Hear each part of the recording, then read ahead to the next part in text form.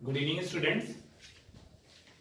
आज मैं आपको क्लास 12 केमिस्ट्री में इलेक्ट्रोकेमिस्ट्री चैप्टर को स्टार्ट करने जा रहा हूँ। स्टूडेंट्स, जैसा कि आप जान चुके हैं कि सीबीएसई ने अपने एग्ज़ाम्स जो हैं कैंसिल कर दिए हैं, लेकिन अब जो है बच्चों को कंपटीशन की तैयारी करनी है और कंपटीशन जो उनको देने हैं एग्ज़ाम्स, जैसे नीट का एग्ज़ाम देना है, आईआईटी मेंस या एडवांस का देना है, तो उनके लिए भी तैयारी करनी है।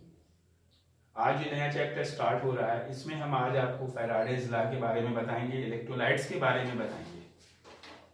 देखिए, इलेक्ट्रोलाइट्स क्या होते हैं। पहले तो सबसे पहले ये चैप्टर के बारे में पढ़ लीजिए, समरी क्या है इसकी, इस चैप्टर में क्या चीज हम स्टडी करने जा रहे हैं। इस चैप्टर में जो कोई भी केमिकल सब्सटेंस है उसमें करंट का कन्वर्जन कैसे हम करते हैं, इलेक्ट्रिक करंट किस तरह से फ्लो करती है और कैसे हम सेल बनाते हैं उसकी इस एनर्जी का यूज करके। बेसिक कॉन्सेप्ट आपका ये समझिए। सब्सटेंस जो भी होते हैं उनकी तीन कैटेगरीज होती है। पहली कैटेगरीज होती है strong electrolyte, and second number होता है आपका वीक इलेक्ट्रोलाइट, और थर्ड नंबर होता है आपका नॉन इलेक्ट्रोलाइट। ये इलेक्ट्रोलाइट होते क्या हैं? देखिए, जितने भी केमिकल सब्सटेंस हैं वो मेटल नॉन मेटल के कॉम्बिनेशन से या नॉन मेटल के कॉम्बिनेशन से बनते हैं, या सिर्फ मेटल होते हैं। हो सकता है कि मेटल से बने हो तो मेटल बन, उसे हम मेटल बोलेंगे। हो सकता है मेटल और नॉन मेटल से बने हो, इलेक्ट्रोवायलेंट जिसे बोलते हैं, आयनिक कंपाउंड बोलते हैं। और थर्ड है नॉन मेटल से मिलके बने हो तो उन्हें हम कोवैलेंट बोलते हैं। इलेक्ट्रोलाइट क्या होते हैं? उनमें से सब्सटेंस जिनमें इलेक्ट्रिक करंट फ्लो कर सकती है, वो भी सॉलिड स्टेट में नहीं, उनकी एक्वस स्टेट पे या मॉल्टेन स्टेट पे। सॉलिड स्टेट पे अगर किसी सब्सटेंस में इलेक्ट्रिक करंट फ्लो करती है तो उसे हम कंडक्टर का नाम देते हैं, इलेक्ट्रोलाइटिक कंडक्टर कह सकते हैं।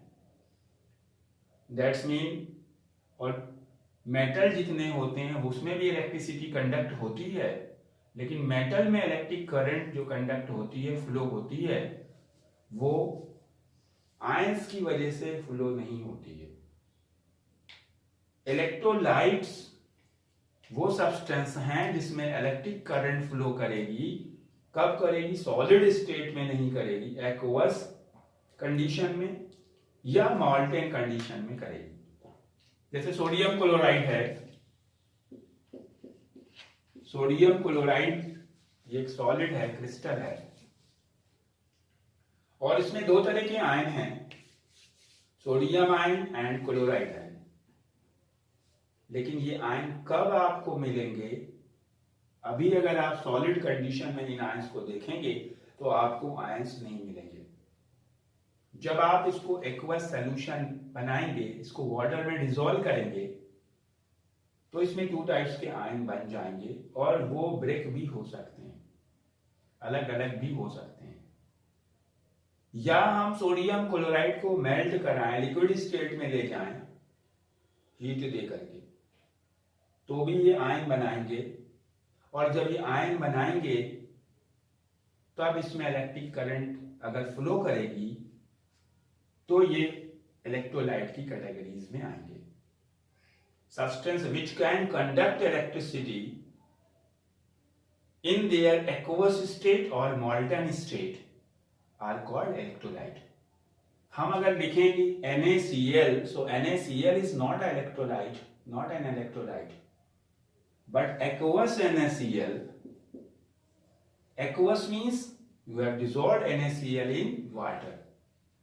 आप जब वाटर में NaCl को मिला देंगे, उसको हम एक्वस NaCl या NaCl सॉल्यूशन कहेंगे, उसमें आयंस होंगे और इलेक्ट्रिक करंट फ्लो करेंगे। So at that time it is called electrolyte. Electrolyte के एग्जांपल्स हम आपको बताएं, एक तो सामने लिखा है aqueous CuSO4, molten lead bromide PbBr2, dilute H2SO4। यहां पे डाइल्यूट वर्ड यूज किया, डाइल्यूट का मतलब you have added the water.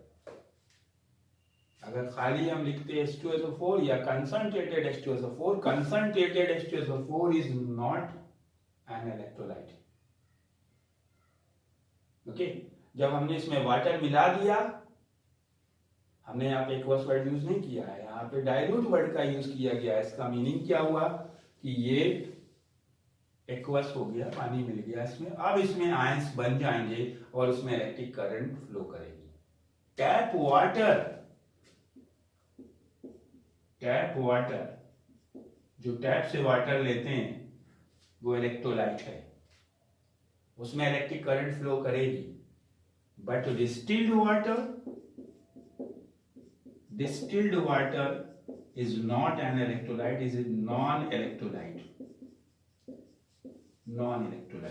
That's mean electrolyte वो हैं जिनमें एक्वस कंडीशन पे या मॉल्टन स्टेट पे इलेक्ट्रिक करंट फ्लो करेगी। डिस्टिल्ड वाटर में इलेक्ट्रिक करंट फ्लो नहीं होती, डिस्टिल्ड वाटर डिसोशिएट भी नहीं होता। टैप वाटर में इम्प्योरिटी होने की वजह से वो डिसोशिएट हो सकता है, उसमें आयन बन सकते हैं और इलेक्ट्रिक करंट फ्लो हो सकती है। तो हमने आपको इलेक्ट्रोलाइट और नॉन इलेक्ट्रोलाइट जिसमें इलेक्ट्रिक करंट फ्लो नहीं करेगी, किस कंडीशन में? एक्वस या मॉल्टन, कोई भी कंडीशन ले लीजिए। एग्जांपल एक सामने लिखा है, दूसरा एग्जांपल है sugar solution, alcohol etc. These are non-electrolyte because when you dissolve these substance in water, the solution will not contain any types of ion. इनमें कोई भी आयन नहीं होंगे। अब बात आती है कि ये फिर दो कैटेगरी क्या है, स्ट्रॉन्ग और वीक क्या है। दोनों में ही इलेक्ट्रिक करंट फ्लो होगी। नॉन तो हटा दीजिए, नॉन इलेक्ट्रोलाइट में इलेक्ट्रिक करंट नहीं फ्लो करेगी, लेकिन स्ट्रॉन्ग में भी करेगी, और जब इलेक्ट्रोलाइट वर्ड यूज कर रहे हैं तो वीक में भी करेगी। स्ट्रॉन्ग में ज्यादा इलेक्ट्रिक करंट फ्लो करेगी क्योंकि उसमें ज्यादा आयन बनेंगे, ज्यादा डिसोशिएट होगा। सपोज कीजिए आपने CuSO4 लिया एक्वस और इसको आपने डिसोशिएट किया। आपने जितने भी मॉलिक्यूल यहाँ पे लिए, 100 मॉलिक्यूल लिए या 500 मॉलिक्यूल या जितनी भी आप ले रहे हैं, अगर maximum number of molecules change into ion, इसमें कौन से आयन बनेंगे? दो आयन बनेंगे, Cu double positive aqueous and SO4 double negative aqueous. तो ये दो तरह के आयन बने और जितने लिए थे अप्रोक्सीमेटली उतने ही बन गए। 500 अगर लिए तो 500 Cu डबल पॉजिटिव बन गए और 500 SO4 डबल निगेटिव बन गए, या थोड़े कम बन गए, मान लीजिए 100% नहीं बने, 90% बन गए, तो इसको ज्यादा डिसोसिएशन बोला जाएगा और इसमें ज्यादा अमाउंट में इलेक्ट्रिक करंट फ्लो होगी और ये स्ट्रॉन्ग इलेक्ट्रोलाइट कहलाएगा। अगर ये आपने 500 लेते और पता चला कि 50 आयंस ब्रेक हुए, बाकी मॉलिक्यूल ब्रेक ही नहीं हुए, बाकी टूट ही नहीं रहे, बाकी आयन नहीं बना रहे, इसका मतलब डिसोसिएशन कम हुआ और आयन भी कम बने। अब जब डिसोसिएशन कम हुआ, आयन कम है सॉल्यूशन में, क्योंकि इलेक्ट्रोलाइट में जो इलेक्ट्रिक करंट फ्लो करती है वो आयन के थ्रू फ्लो करती है। फ्लो ऑफ आयंस होता है एक प्लेस से दूसरे प्लेस पे, तब इलेक्ट्रिक करंट उसमें फ्लो करती है। तो जब आयन ही कम होंगे तो फ्लो भी कम होगा, और जब फ्लो कम होगा तो इलेक्ट्रिक करंट भी कम फ्लो करेगी। तो उसे हम कौन सा इलेक्ट्रोलाइट बोलेंगे? वीक इलेक्ट्रोलाइट बोलेंगे। तो वीक इलेक्ट्रोलाइट का एक एग्जाम्पल टैप वाटर लिखा हुआ है। टैप वाटर में इलेक्ट्रिक करंट फ्लो करेगी लेकिन कम करेगी। उसी तरह से एक्वस अमोनिया, जिसे हम कह सकते हैं अमोनियम हाइड्रोक्साइड, इसमें भी कम अमाउंट में इलेक्ट्रिक करंट फ्लो करेगी, क्योंकि इसमें भी कम आयन डिसोशिएट होंगे, कम आयन बनेंगे।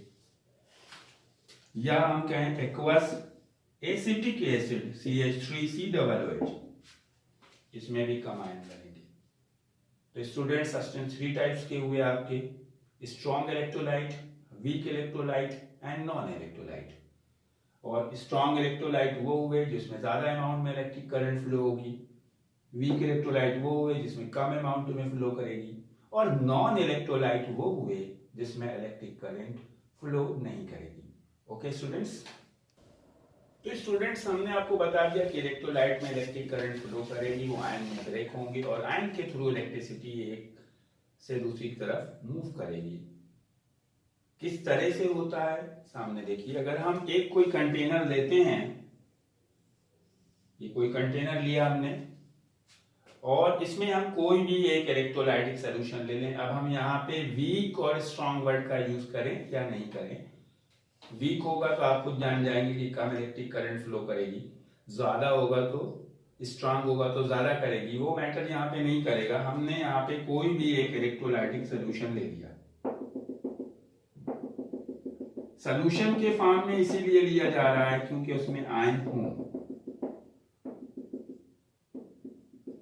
अब हमने इसमें कोई 2 मेटल्स की रॉड डिप करनी है और डिस्टेंस पे रखा है, क्योंकि अगर आप मेटल रॉड्स को टच करा देंगे तो ऑटोमेटिकली इलेक्ट्रिक करंट फ्लो करने लगेगी। फिर आप ये सोचेंगे कि रॉड टच कर रही है इसलिए इलेक्ट्रिक करंट। देखिए अभी इनमें बीच में गैप है और गैप में रॉड टच नहीं कर रही है। अब हम इन दोनों रॉड्स को बैटरी से कनेक्ट करेंगे। ये बड़ी प्लेट है, इसको पॉजिटिव एनोड बोलते हैं, और ये छोटी प्लेट को निगेटिव। एक प्लेट को हम निगेटिव टर्मिनल से बैटरी के और दूसरी प्लेट को पॉजिटिव टर्मिनल से कनेक्ट करेंगे। जो पॉजिटिव टर्मिनल है और ये निगेटिव टर्मिनल है, पॉजिटिव टर्मिनल से करंट फ्लो करती है एक्सटर्नल सर्किट पे, करंट यहां पहुंचेगी, लेकिन इसको यहां से पाथ नहीं मिला। अगर ये रॉड आपस में टच कर रही होती तो ये यूं फ्लो कर जाती करंट, यहां से करंट रिटर्न होगी। इस रॉड को जो कि बाहर पॉजिटिव टर्मिनल से कनेक्ट करी गई एनोड बोलते हैं, और जो निगेटिव टर्मिनल से कनेक्ट करी गई रॉड, वो रॉड या प्लेट कैथोड बोली जाएगी।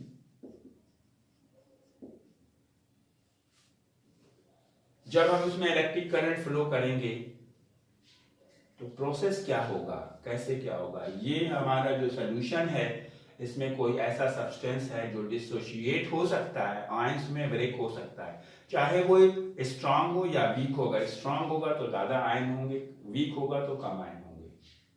हमने यहाँ पे ले लिया है NaCl, तो Na पॉजिटिव के आयन होंगे, Cl निगेटिव के आयन होंगे, पूरे सॉल्यूशन में फैले होंगे। Na पॉजिटिव Cl निगेटिव, थोड़े से बना लेते हैं, बाकी हर जगह पे होंगे Na पॉजिटिव Cl निगेटिव। और जब आप इलेक्ट्रिक करंट फ्लो करते हैं तो कैसे प्रोसेस होता है। इस प्लेट पे इलेक्ट्रिक करंट फ्लो करेगी। आयन 2 तरह के आयन हैं, एक पे पॉजिटिव चार्ज है, एक पे निगेटिव चार्ज है। जितने भी निगेटिव चार्ज के आयन होंगे वो किधर की तरफ मूव करेंगे, वो एनोड की तरफ मूव करेंगे। चाहे वो यहाँ पे हो, चाहे यहाँ पे हो, चाहे यहाँ पे कहीं पे भी हो, सारे के सारे आयन एनोड की तरफ मूव करेंगे। कौन वाले? जिन पे निगेटिव चार्ज है। और निगेटिव आयंस को इसीलिए एनायन बोला जाता है क्योंकि वो एनोड की तरफ मूव करते हैं। What is anion? Ion which move towards the anode are called anion. और सारे पॉजिटिव आयन जो हैं जिनपे प्लस चार्ज है वो कैथोड की तरफ, निगेटिव प्लेट की तरफ मूव करेंगे। दैट्स मीन सोडियम जाएंगे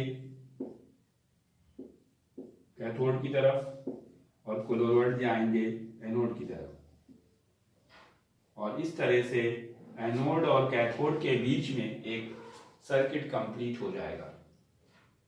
थोड़ी देर के बाद सारे क्लोराइड आयन या निगेटिव आयन एनोड पे पहुंच जाएंगे और सारे सोडियम आयन या पॉजिटिव आयन कैथोड पे पहुंच जाएंगे। और जब सारे आयन इस सॉल्यूशन में खत्म हो जाएंगे तो इलेक्ट्रिक करंट फ्लो करना बंद कर देंगे। Means when we pass electric current in any electrolytic solution, जो हमने NaCl लिया था, aqueous solution में, break into two types of ion and deposited at the electrodes. उसमें एक तरह के आयन एक इलेक्ट्रोड पे जाके डिपॉजिट होंगे, डिस्चार्ज होंगे, और दूसरे तरह के आयन दूसरे इलेक्ट्रोड पे जाके डिस्चार्ज होंगे। डिस्चार्ज का मतलब अपने चार्ज को खत्म करेंगे। And this phenomena, the process of decomposition of any electrolyte into substance or elements, or you can say ions, is called electrolysis. इस प्रोसेस को हम इलेक्ट्रोलाइसिस बोलते हैं। और इस प्रोसेस में हमको डायरेक्ट करंट ही यूज करना है, डीसी जिसे बोलते हैं। डायरेक्ट करंट इसलिए यूज करना है कि अगर हम अल्टरनेटिंग करंट यूज करेंगे तो उसकी डायरेक्शन चेंज होती रहती है, और डायरेक्शन चेंज होने से क्या होगा, अभी ये करंट यूं ही फ्लो कर रही है तो उसकी डायरेक्शन एक ही डायरेक्शन में, ये हमेशा एनोड ही रहेगा। अगर अल्टरनेटिंग करंट लेंगे तो ये एनोड और कैथोड में वेरिएशन होगा और आयन आगे की तरफ बढ़ेंगे एनोड समझ के, तब तक वो कैथोड हो जाएगा, फिर वो हट जाएंगे, फिर बढ़ेंगे, फिर हट जाएंगे, और इलेक्ट्रोलाइसिस का प्रोसेस नहीं हो पाएगा। Direct current should be used during the electrolysis, and low voltage battery you have to use. Distance should be between the electrodes should be not very large. अगर बहुत ज्यादा डिस्टेंस रख देंगे तो ये प्रोसेस एप्लीकेबल नहीं है। सो जब हमने इलेक्ट्रोलाइसिस करी तो हमने क्या पाया कि एक तरह के आयन इस रॉड पे पहुंच गए और एक तरह के आयन इस रॉड पे पहुंच गए। यानी कि ये रॉड जो है इलेक्ट्रोलाइसिस होने के बाद कुछ ठीक हो जानी चाहिए, इसके ऊपर कोई लेयर आनी चाहिए या इस पे कुछ होना चाहिए। Yes of course. Positive ion cathode पे जाएंगे, positive ion that's mean metal ions, और अपना इलेक्ट्रॉन जो उन पे चार्ज है ले करके चार्ज को न्यूट्रल करेंगे और मेटल में कन्वर्ट होंगे। सपोज कीजिए सोडियम है या कोई भी मेटल है, उस पर कोई 2 चार्ज है, वो रॉड से 2 इलेक्ट्रॉन्स लेंगे और मेटल बनाएंगे। ये मेटल रॉड है, कैथोड है, इस पे निगेटिव चार्ज इसीलिए लगाया गया है क्योंकि इस पे इलेक्ट्रॉन एक्स्ट्रा है। Cathode is the electrode where extra electrons are there. यहां से आयन यहां पहुंचेंगे और वो आयंस इलेक्ट्रॉन को अचीव करेंगे और अपने को डिस्चार्ज करेंगे। रिडक्शन का प्रोसेस यहां पे होगा। कैथोड पे कौन सा प्रोसेस? रिडक्शन। और उसी तरह से एनोड पे ऑक्सीडेशन होगा, और वहां पे जो इलेक्ट्रॉन थे निगेटिव चार्ज के पास, निगेटिव आयन के पास इलेक्ट्रॉन थे, वो यहां पहुंचे, उन्होंने अपना इलेक्ट्रॉन डिपॉजिट किया, लूज किया। कोई निगेटिव आयन है, m डैश ले रहे हैं, इस पे निगेटिव चार्ज था -2, वो 2 इलेक्ट्रॉन्स लूज करेंगे और वो भी m बनाएंगे। यहाँ पे हम मेटल वर्ड नहीं यूज कर रहे हैं निगेटिव आयन से, यहाँ पे मेटल नहीं होता है ये, इसीलिए हमने m डैश लिया, निगेटिव लिया है। ये इलेक्ट्रॉन जो निगेटिव आयंस ने इस रॉड पे लीव किए, अपने पास से दिए, वो इलेक्ट्रॉन इस वायर के थ्रू होते हुए बैटरी के अंदर से पास करके इस पे पहुंचेंगे, वही ये गेन करेंगे। ये है आपका प्रोसेस इलेक्ट्रोलाइसिस का। दैट्स मीन कैथोड पे मेटल आयन डिस्चार्ज होके मेटल के फॉर्म में डिपॉजिट हो जाएंगे और कैथोड के ऊपर एक लेयर आने लगेगी, जमने लगेगी। और एनोड पे चूंकि नॉन मेटल पहुंचेंगे तो नॉन मेटल मोस्टली गैसोस फॉर्म में आते हैं। अगर क्लोरीन है तो क्लोरीन गैस के फॉर्म में, यहाँ पे ब्रोमीन है तो ब्रोमीन गैस के फॉर्म में आपको वेपर्स दिखाई देंगी। और अब हम जो इस चैप्टर में पढ़ेंगे वो इनका कैलकुलेशन पढ़ेंगे कि ये जो डिपॉजिट हो रहा है, ये जो मास डिपॉजिट हुआ है यहाँ पे कैथोड के ऊपर, ये मेटल जाके वहां पे चिपक गया है, तो कितना डिपॉजिट हुआ है और ये कैसे कैलकुलेट करेंगे, ये है आपका आगे आने वाला फैराडेज लॉ। ओके स्टूडेंट्स, अब हम आपको बताते हैं फैराडेज लॉ। फैराडे के दो लॉ हैं, जिसमें पहला लॉ आपका इस बात पे है कि कितना मास डिपॉजिट होता है किसी भी सब्सटेंस का, वो बहुत इंपॉर्टेंट है। सीबीएसई ने इसको अब की बार हटा दिया था, लेकिन हम तो अपने कंप्यूटेशन लेवल की बात करने जा रहे हैं। फैराडेज